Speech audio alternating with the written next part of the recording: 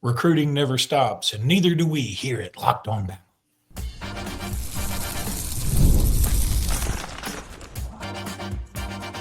You are Locked On Bama, your daily podcast on the Alabama Crimson Tide. Part of the Locked On Podcast Network, your team every day.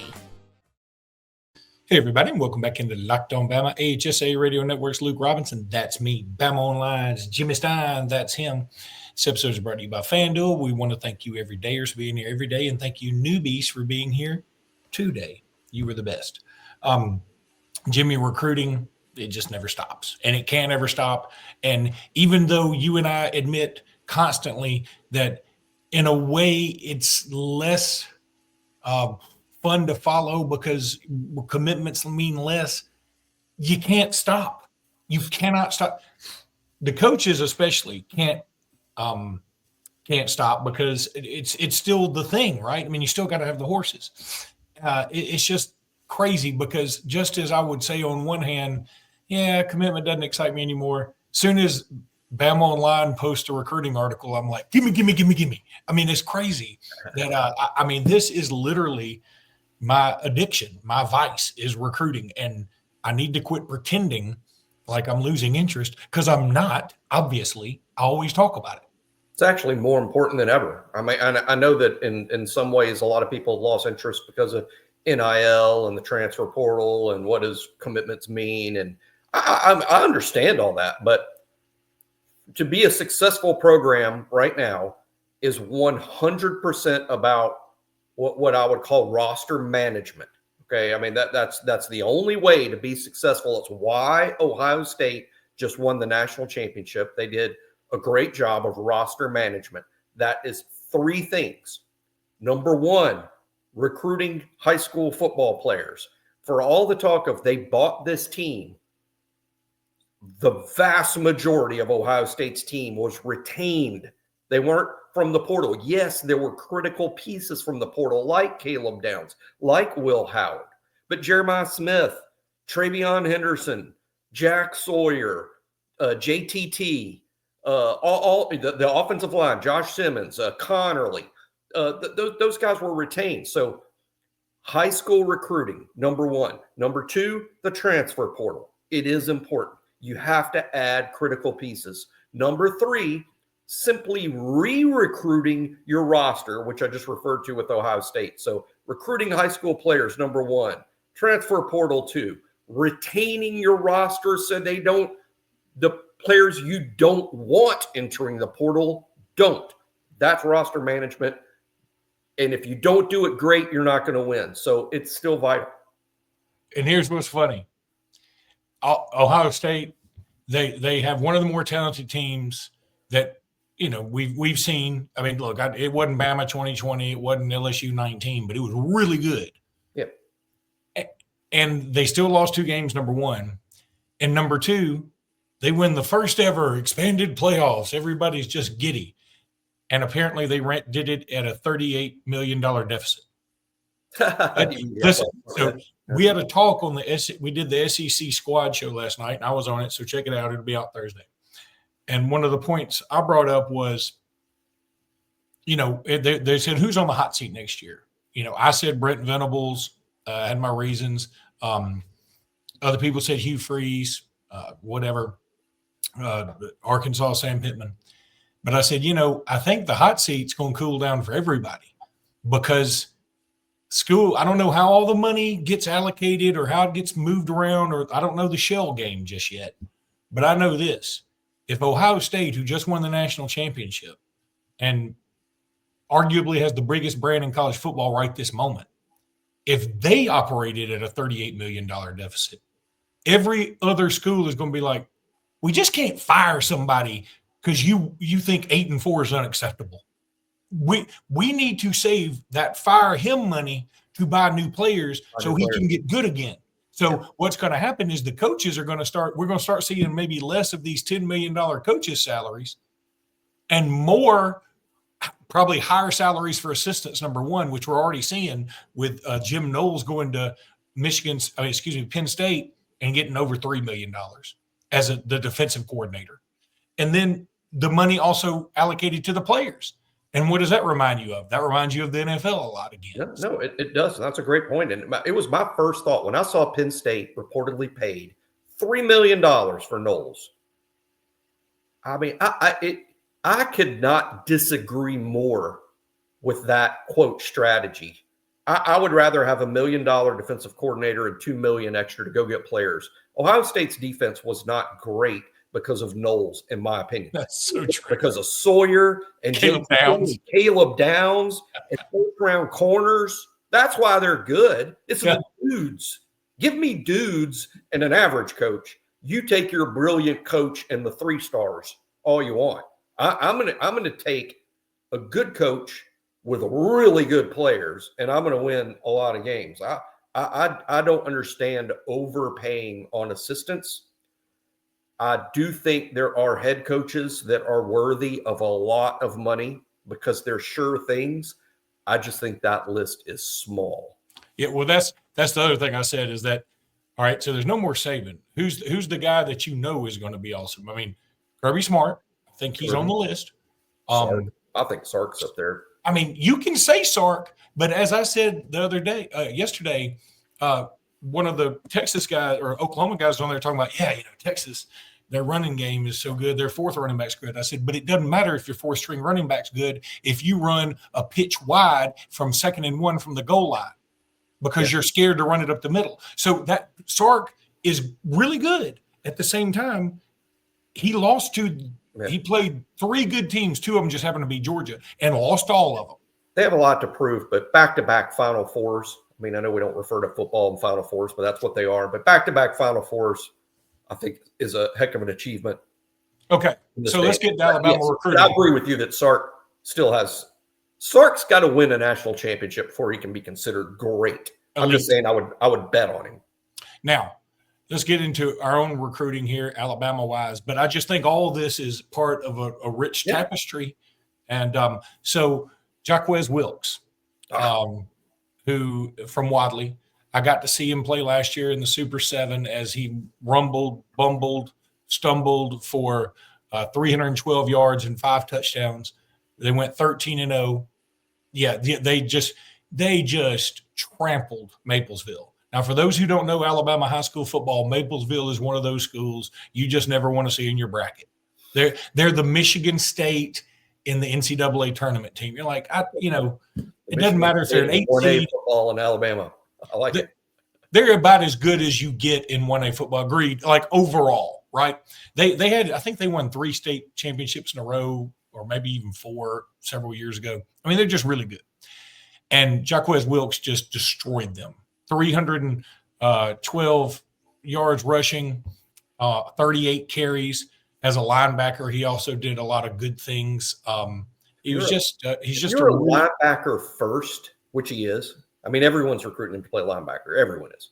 If you're a linebacker first, and on the your side hustle is playing running back, and you rush for 300 yards in the state championship game, you're good. You're good. And I know there's a lot of 1A stuff. And hey, I'm the first to hit the brakes when it's a 1A or 2A kid. I'm the first to hit the brakes.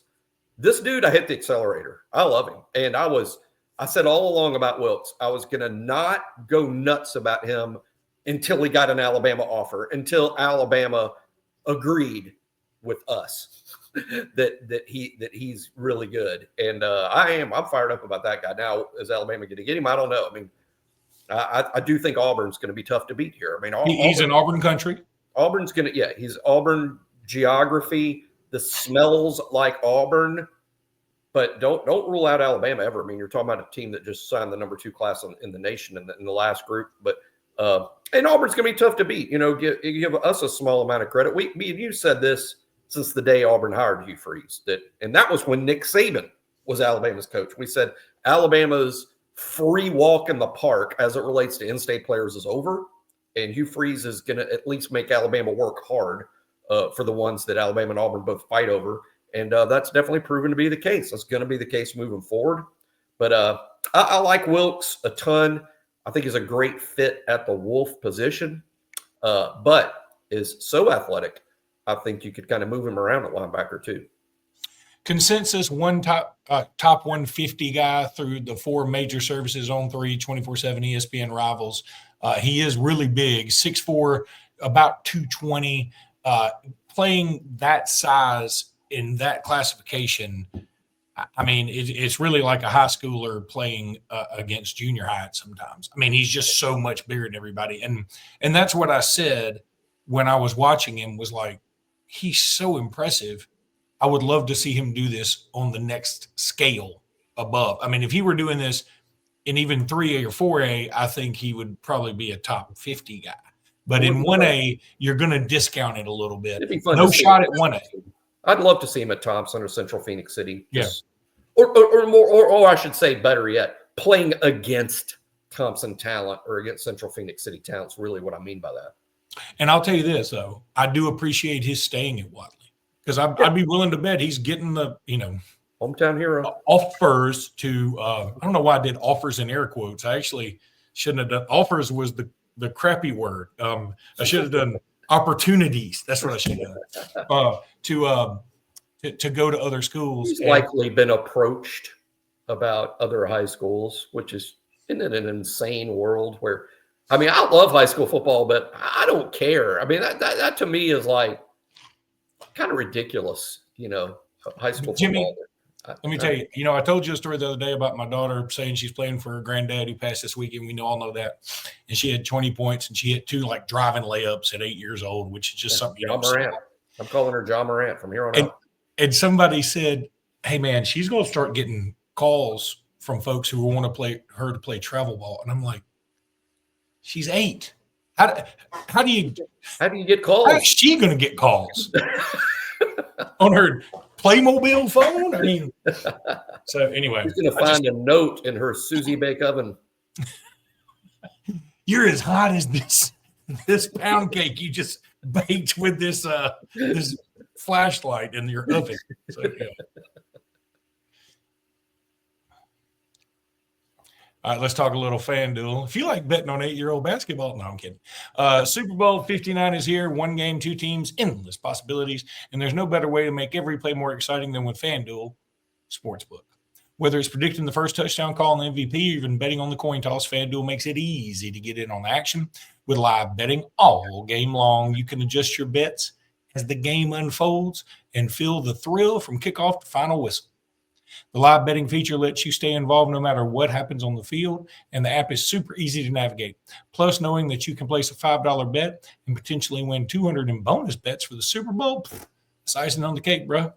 Download the app or head to FanDuel.com to get started. Bet just $5, and if you win, you'll get $200 in bonus bets. That's FanDuel.com. Bet with FanDuel, official sports partner of Super Bowl 59.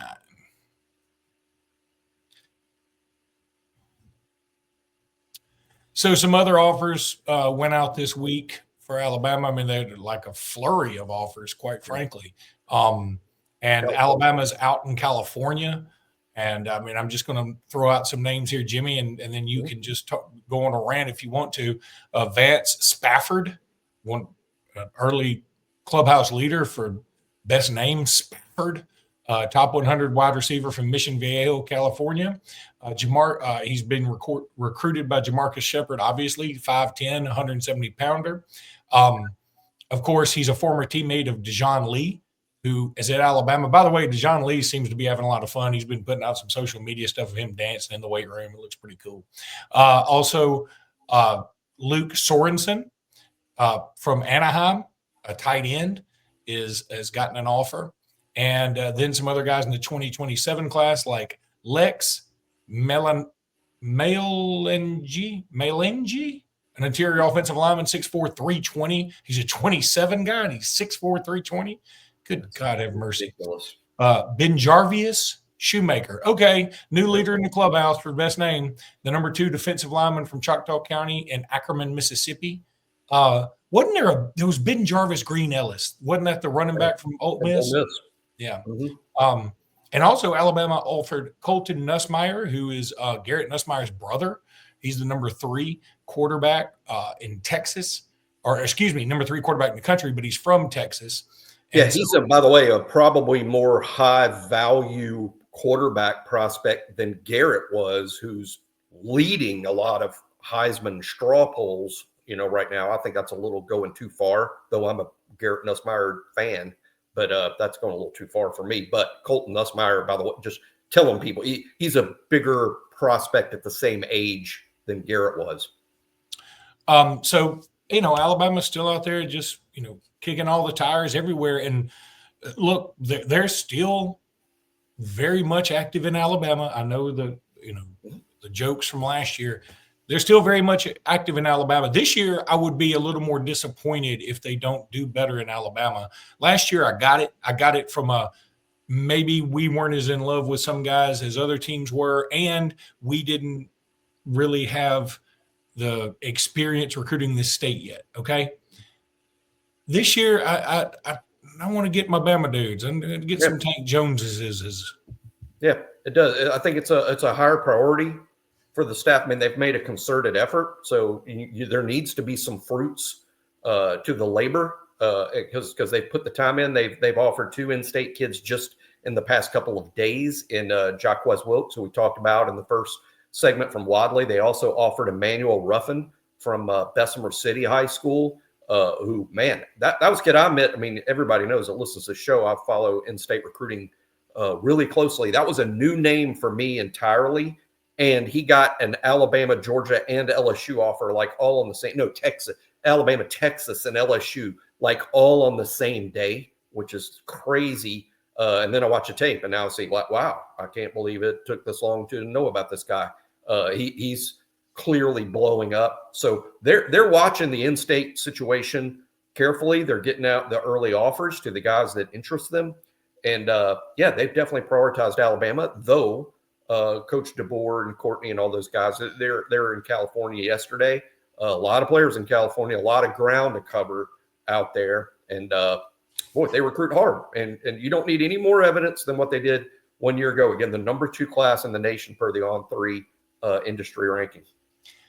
I wonder how, maybe this is off topic, but I wonder how difficult it is to recruit in California right now, given all the stuff that's happened there. I mean, the wildfires especially, and it's affected, a wide range of the state. I just wonder, I mean, what kind of it seems sort of crappy to think about this, but I wonder what kind of effect that has on recruiting, like how the kids even look at, like, do they even want to see a coach right now? Or do they want the distraction? Or do they want to think like, hey, maybe I need to go try a different area of the country? Or do they think, hey, I need to stay here and help rebuild my state? Just, I don't know. The SEC's been pretty popular in California. Last few several cycles, not only Alabama doing well, a few SEC schools doing well in California as the Pac-12 dissolved.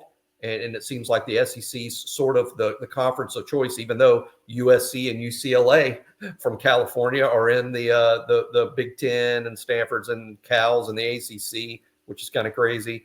But your point brings up a good point that needs a special nod to Alabama at the Milroe building. They do a tremendous amount of logistical work. What high schools are the coaches going to go see? Because there's a limited time by NCAA rule to do it. There's a limited amount of time and all these kids in high schools to see. And it's not like each assistant coach has his own plane. Doesn't work like that at all. A lot of them are driving. A lot of them are flying commercial because there's only a couple of different planes to use. So and there's only so much money now. There's only so much resources, so many planes. It's a logistical puzzle that they have that takes weeks for them to put together in an itinerary where they stay on track. It's really impressive how they do it. It's not willy-nilly at all. It's extremely planned out by experts in terms of, okay, how logistically can we pull this off?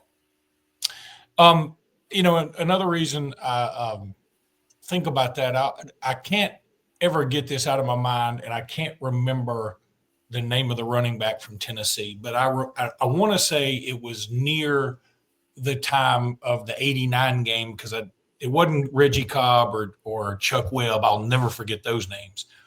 But somewhere in that time period, Tennessee had a running back that was from the Detroit area.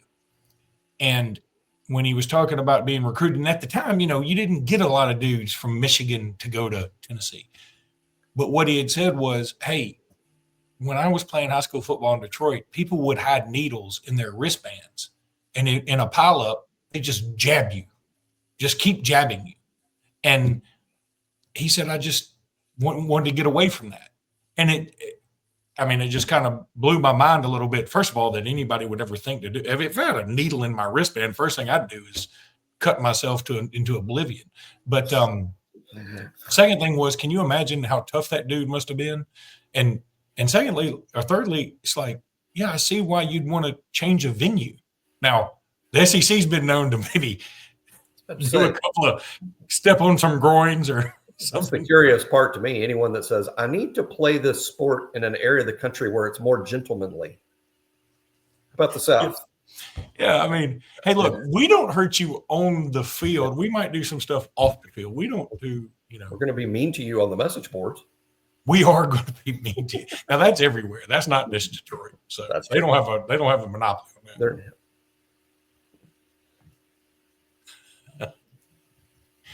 God, $1 to anybody who can remember a Tennessee running back who is from the Detroit area, because nothing comes to mind for me, though I do recall exactly what you're talking about. I remember the story. All right, so TurboTax. Look, now your taxes have your undivided attention, or at least TurboTax's undivided attention. This message is from sponsor Intuit TurboTax. Taxes used to be waiting and wondering and worrying if you were going to get any money back. And then waiting and wondering and worrying some more, because if you were going to get money back, when are you going to get it? Or do you owe money? Now, doing taxes is matching with a TurboTax expert who can do your taxes as soon as today. An expert who gives your taxes undivided attention as they work on your return, while you get real-time updates on their progress so you can focus on your day. An expert who will find you every deduction possible and file every form, every investment, everything with 100% accuracy. All you have to do is just sit back and wait for just a little tiny bit of time that you used to wait. That's all. And look, all so you can get the most money back guaranteed. No waiting, no wondering, no worries. Now this is how taxes are done.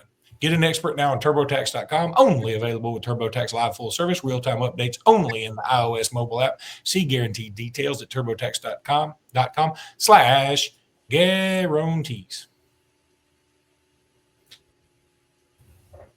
All right, so there was some Mark Sears drama.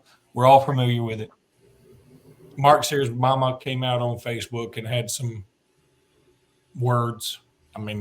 Frustrated parent words. I get it. I'm a parent to many a child. And I get it that when you're children, man, I'm going to tell you something. Even when I know my kids are wrong sometimes, it really is sort of like an Animal House when you can't do that to my pledges. I can do that to my pledges being my children.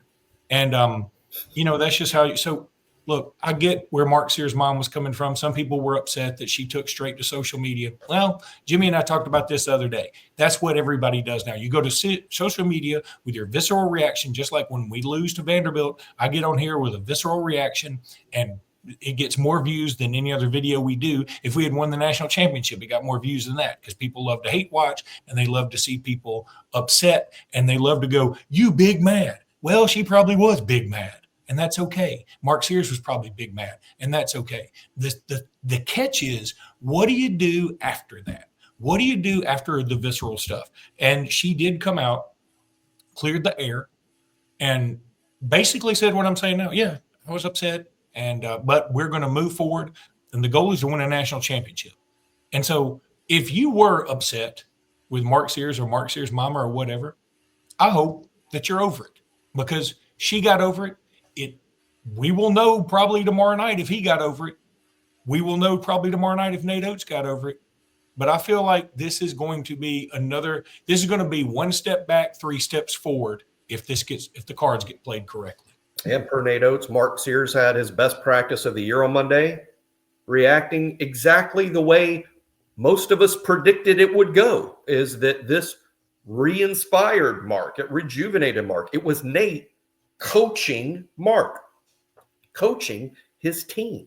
That's what Nate needs to be given latitude for. And the fact that Mark Sears' mom was upset about it should be 1,000% what we all expect. She's a mother. She's not an ESPN commentator with an objective viewpoint. She loves her son more than any of us love Alabama basketball. And that's all that's about. And that's perfectly fine. Now, should it have been public? Probably not. That probably wasn't great, but it's okay. No one died. Let's allow parents to be parents, and let's allow Nate to coach his basketball team, which is what's happening here to apparently great effect. I think we're going to see a good Mark Sears Wednesday night against Mississippi State, and we're going to need it because I'm telling y'all, that's a good basketball team we're playing in Starkville. Keyshawn Murphy, who played at Ramsey, dude. Now Josh Hubbard might be a lottery pick. I was secretly wishing that Josh Hubbard would get in the transfer portal and come to Alabama, because let me tell you something. Josh Hubbard in our offense, disgusting. Disgusting. So, but, we got a good team as it is. But regardless, Jalen Milroe draft stock is a thing. Somebody for CBS has him going number 2. I saw another draft that has him going number 3. So number 2 would be to Cleveland, I think. Number 3 would be to the Giants. Please, if you're up there and you're listening, Superman, don't let Jalen Milroe go to either one of those franchises. Because if you want to see something fall apart horribly, it will be Jalen Milroe going to one of those 2 franchises. I want him to go to a franchise that will be patient, that will teach, that will set him up for success. You go to Cleveland, and all of a sudden they throw you into action with not a ton to work with and a history of not winning.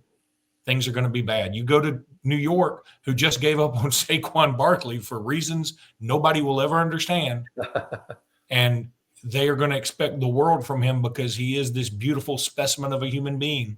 And he's not going to be able to give them the world at first because they don't have the weapons. They're in a division with Washington and Philadelphia, not to mention the Cowboys, who occasionally can jump up and be okay. Yeah, I don't think it's going to happen. I mean, I appreciate all those things, and I hope it does. I hope Jalen, for Jalen's sake, gets drafted as high as possible because of the financial benefits of that. But Luke is right. If he's drafted to a bad team, I don't think that's a good recipe for any quarterback. It wasn't a good recipe for Bryce Young. And I don't think that Jalen Milroe has a lot of Bryce's innate ability to play the spot. So I don't think Jalen will be drafted quite that high. I still think despite, and it starts today, Senior Bowl practices today will be on NFL Network, and we'll be able to see a lot of Jalen today on NFL Network. I think he ends up on day 2, which could mean round 2, could mean round 3. That's where I think he's going to go. But at the same time, I hope Alabama fans realize how precious and special that is, because when you look at Alabama's history, I'm not exactly sure where it will rank, but if Jalen, let's say, goes first pick around 3, I don't know that there's 6 or 8 quarterbacks in the history of Alabama football that have been drafted any higher than that ever. Yeah, I'd have to. By the way, I need to. You and I got corrected very quickly. I love when people listen to our podcast and they're like, what the hell are y'all talking about? Yesterday. That means they were listening. Yesterday, I read the Super Bowl stat, right, about how no Alabama players ever scored a point in the Super Bowl. And I read exactly what CBS had on there about Miami players. And the way it reads, it makes it sound like 84 Miami players have scored points.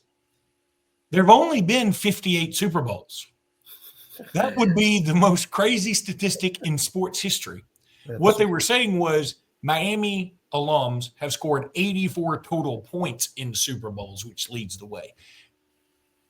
That all of a sudden it went from a stat I can't believe one direction to a stat I can't believe the other direction. You would think someone would have produced someone that scored more than 84 points in 58 Super Bowls. Yeah, 84 points could be, because that's a combination of field goals and scoring, and I don't think extra points, whatever. I don't think they're counting touchdown passes, right? No, they're not. Yeah. So, yeah, I mean, it was stunning. It remains stunning, just in the other direction.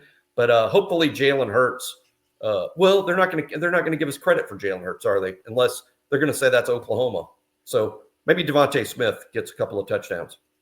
Also, a friend of ours, it was funny. The other day, I was in the Chick-fil-A here in Alexander City, which I go to all the time because I love Chick-fil-A. I'm addicted to it. And I was in there, and there was this woman in there who's a little bit younger than me, attractive, nice. And I was like, I know her. And I kept looking over, and I kept looking over, and I kept looking over. It had to be kind of weird. I was like, I know her, but I don't know why I know her. And so then I go eat my lunch. She leaves. Everybody leaves, whatever. Then I get a text on our group text chain that is one of our friends' wives. Of course, I hadn't seen her since probably 2011. So, I mean, it's fine. I mean, I can't remember cousins. I'm dang sure not going to remember somebody from 2011. He's like, yeah, my wife saw Luke in Chick-fil-A. I'm like, why didn't she say something? If you see me, just say something. But I was like, what's great is I've nicknamed her Shoulder because if you remember when he first got married to her, he had all these pictures of him kissing her shoulder for like the wedding pictures. I was like, man, you love that shoulder. And so he even said, Shoulder saw Luke in Chick-fil-A today. And I was like, why didn't Shoulder say something? Her shoulder was covered up. I didn't recognize her. Our latest running joke is obviously, I wear a lot of Alabama stuff around, particularly now in my sports writing gig.